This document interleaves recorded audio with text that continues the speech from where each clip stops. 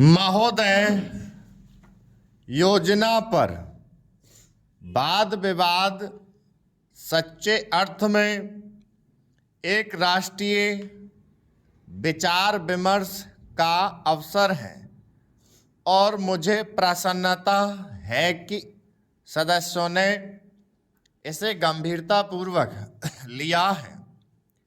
हालांकि इसकी आलोचना भी बहुत हुई है। ऐसी आलोचना सुनने के हम अभ्यस्त हो चुके हैं। पहले इसका लक्ष्य योजना का विचार ही हुआ करता था।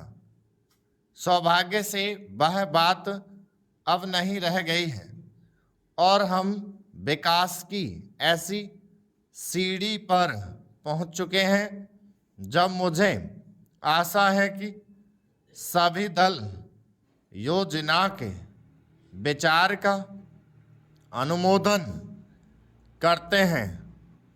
कुछ ने योजना के कुछ अंशों का अनुमोदन किया है और अपनी आलोचना अनेक कार्यक्रम को लागू करने के तरीके के लिए सुरक्षित रखी है।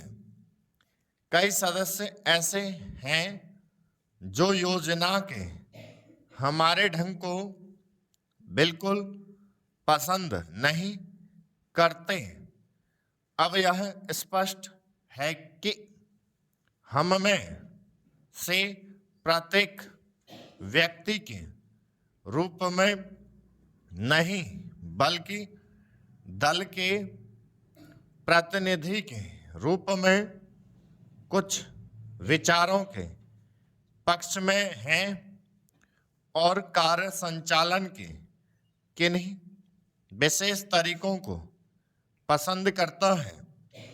हमने पर्याप्त विचार विमर्श और सोचने समझने के बाद यह निश्चय किया कि हमें किस प्रकार का योजना आयोग बनाना चाहिए और आयोग को किस ढंग से काम करना चाहिए।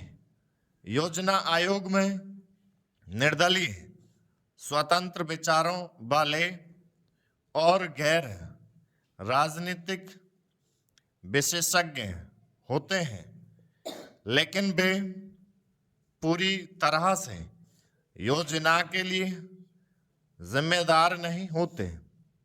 योजना का निर्माण प्रत्येक राज्य के विभिन्न स्तरों के लोगों के साथ अनेक विचार विनिमयों के आधार पर होता है और अंततः उसे अंतिम रूप देने के लिए राष्ट्रीय विकास परिषद में प्रस्तुत किया जाता है, जिसके अंतर्गत सभी मुख्यमंत्री होते हैं, जिनमें उनके अन्य दलों के होते हैं। वे मिल बैठकर अपने विचार व्यक्त करते हैं। यह ठीक है कि इन बैठकों में मतभेद भी होता है, जो सामान्यतः योजना के तरीकों को लेकर नहीं बल्कि अधिकांशतः इस पर होता है कि किस राज्य को कितना पैसा मिलना चाहिए। हम जानते हैं कि हमारा कोई भी ऐसा कार्यक्रम नहीं है जो हमारी पूरी जनसंख्या की आवश्यकता के लिए पर्याप्त हो। सभी समय उपलब्ध साधनों और जनता की आवश्यकता के बीच सामान्य जस के लिए प्रयास करना होता है। यह सोचना होता है कि क्या किया जाना चाहिए अथवा एक दूसरे क्षेत्र के लिए क्या किया जाना चाहिए।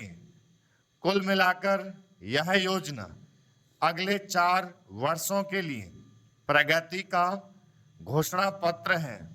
हमें कुछ अनुमान है। स्टॉप।